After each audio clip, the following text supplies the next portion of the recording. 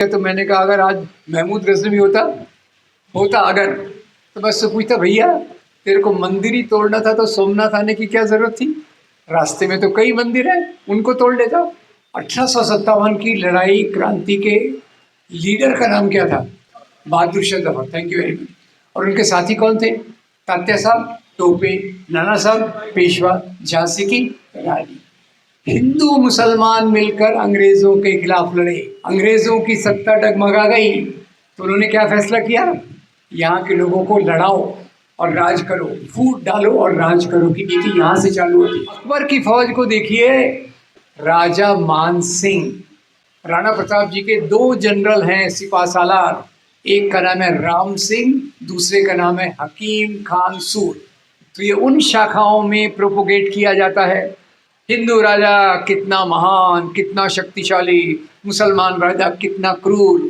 उसमें बता देंगे संभाजी महाराज पे इस प्रकार से हुआ, शिवाजी महाराज पे उस प्रकार से हुआ। इसलिए मैंने इस्लाम की जड़ें तो बहुत पुरानी है, 7वीं शताब्दी से भारत में इस्लाम आया है।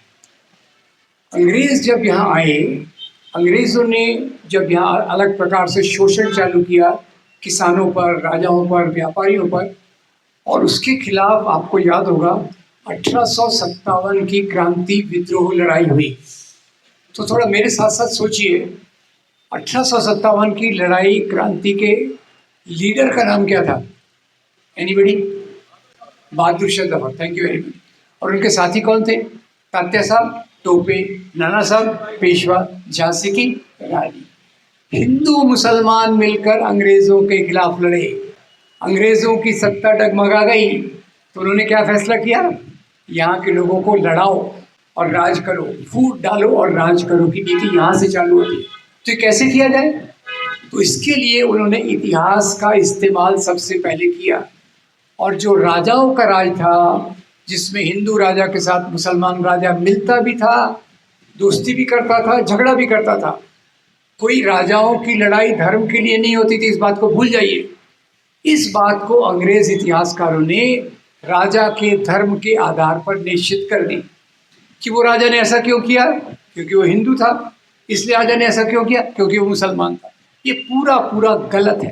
एक ही उदाहरण मैं देना चाहूँगा एग्जाम्पल के लिए, वैसे तो बहुत कुछ इस पर कहा जा सकता है। आपको लड़ाई याद होगी, वो हल्दी घाटी की लड़ाई किसके बीच में हुई? अकबर और राणा प्रताप। क्या कहते हैं? हिंदू मुसलमान की लड़ाई। अकबर की फौज को देखिए तो अकबर उसमें है ही नहीं। अकबर के बदले सेना का नेतृत्व कौन कर रहा है? राजा मान सिंह।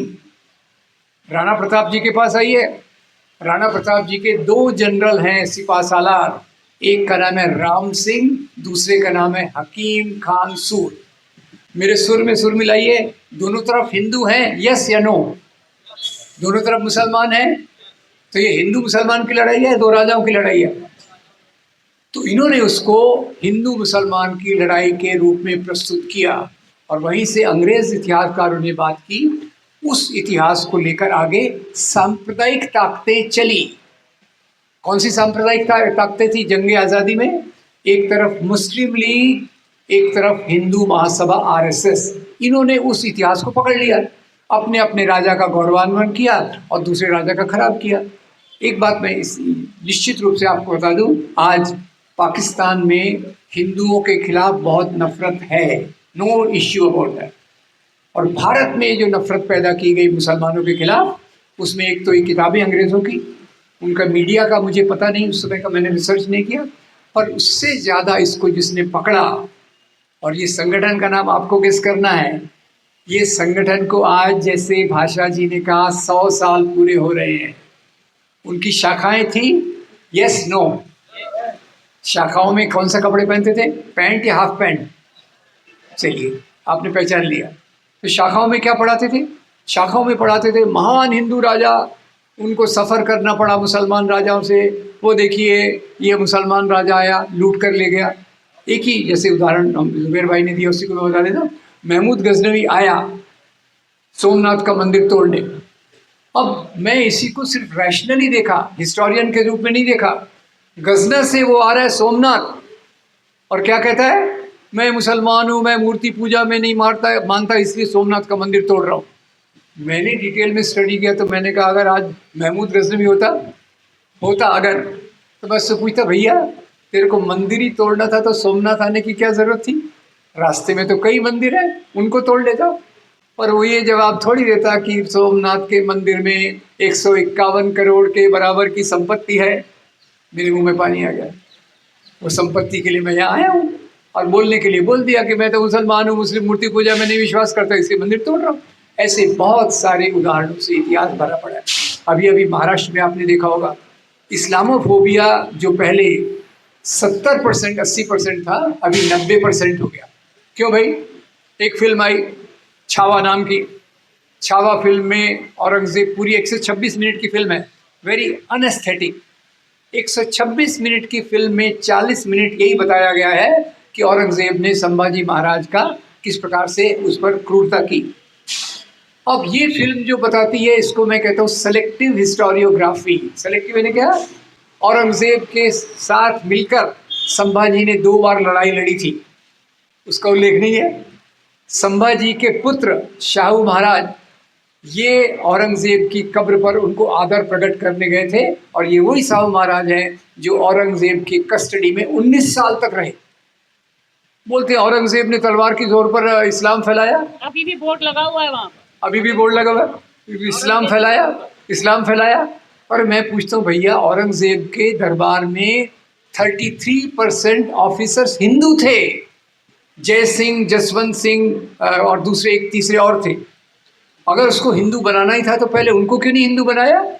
क्यों पहले वो संभाजी महाराज को मुसलमान बना, हिंदू बनाने की बात कर रहा है? ये सब जो चीज़ें ये इस्लामोफोबिया की जड़ में है। तो ये उन शाखाओं में प्रोपोगेट किया जाता है। हिंदू राजा कितना महान, कितना शक्तिशाली, मुसलमान राजा कितना क्रूर, उसमें बता देंगे संभाजी महाराज पे इस प्रकार से हुआ, शिवाजी महाराज पे उस प्रकार से हुआ। इसलिए मैंने बहुत सारी, खुद के बारे में कह रहा हूँ, इस पर मैंने बहुत सारे वीडियो बनाए हैं और सिद्ध ये करने की कोशिश की है, राजा लोग धर्म के लिए राज्य नहीं करते थे, राजा लोग राज्य करते थे सत्ता और संपत्ति के लिए। हर एक राजा अपने राज्य का विस्तार करना चाहता था।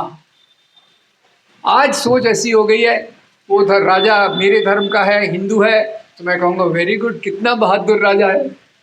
अगर वो राजा मुसलमान अपने राज्य का विस्तार कर रहा है, अरे वो कितना आक्रामक है, कितना खराब है। ये सांप्रदायिक सोच को लगातार पीढ़ी दर पीढ़ी शाखाओं के माध्यम से, प्रचारकों के माध्यम से, स्वयंसेवकों के माध्यम से इसको सस्टेन किया गया। और यहाँ से अंग्रेजों ने एक और चालाकी की, राजाओं को आज के हिंदू मुसलमानों से जोड़ दिया। मुसलमान राजा यानी आज के मुसलमान, हिंदू राजा यानी आज के हिंदू। और इसी आधार पर जो नफरत पैदा की, मेरा विश्वास कीजिए, जब तक नफरत पैदा नहीं होती हिंसा नहीं करवाई जा सकती। सवाल का जवाब दे सकते तो मुझे खुशी होगी। हिंसा होती है या करवाई जाती है? कौन हिंसा करवाएगा? जिसको उससे फायदा होगा। 1990 से हिंसा का एक बहुत खतरनाक दौर चालू हुआ है, और उसी के साथ एक पार्टी की पावर पहले से बढ़ गई है, उसका जरा ख्याल कीजिए। तो इसका सीक्वेंस क्या है? पहले गलत प्रचार करो, भ्रष्ट प्रचार करो, वन साइडेड प्रचार करो, फिर उसको चुन के आगे ले जाओ, नफरत फैलाओ, और फिर कोई दंगा करवाने वाला आता है तो माइनॉरिटी कम्युनिटी को घेरो, उनको मजबूर करो और दंगे करवाओ। और यहाँ मैं खुद की बात नहीं कर रहा, मैं आपको येल यूनिवर्सिटी का एक रिसर्च बता दूंगा। येल, मेरी अभी स्टाइल यही है, मैं पूछ पूछ के आगे चलता हूँ क्योंकि मेमोरी भी मेरी खराब है। येल यूनिवर्सिटी का नाम आपने सुना है क्या? अच्छा, वेरी गुड। मैंने नहीं सुना था। मैंने कब सुना? वो अपनी जो पहले एक MHRD मिनिस्टर थी ना, सास भी कभी बहू वाली। हाँ, अभी लोगों ने कहा ये MHRD मिनिस्ट्री देख रही है, ये तो कितनी कम पढ़ी लिखी है। तो गुस्से में तब आ गई सास भी कभी बहू स्टाइल में, और बोली देखो मैं तो येल यूनिवर्सिटी से डिग्री लाई हूँ। मैं बहुत इम्प्रेस हो गया। मैं उनके रिसर्च, फिर से मैं येल यूनिवर्सिटी के रिसर्च को फॉलो करने लगा। और येल यूनिवर्सिटी का रिसर्च हमको बताता है कि जहाँ भी सांप्रदायिक दंगे करवाए जाते हैं वहाँ एक पार्टी पहले से ज़्यादा पावरफुल हो जाती है। पार्टी का नाम गेस करने पर आधा कप चाय आपको पिलाई जाएगी। ठीक है? अब ये चीज़ जो बढ़ती गई, तो एक तरफ से ये हिंसा का वातावरण, ये नफरत का वातावरण समाज में ऑर्गेनिक रूप से बढ़ने लगा। ये ऐसा नहीं है कि कुछ लोग उसको मानते हैं इसीलिए उसमें कर रहे हैं, ये ज़्यादा घर घर जाकर बार बार कम्युनिटी से जुड़कर इस प्रकार का प्रोपेगेंडा किया जाता है और मुसलमानों के खिलाफ एक प्रकार से नफरत पैदा की जाती है।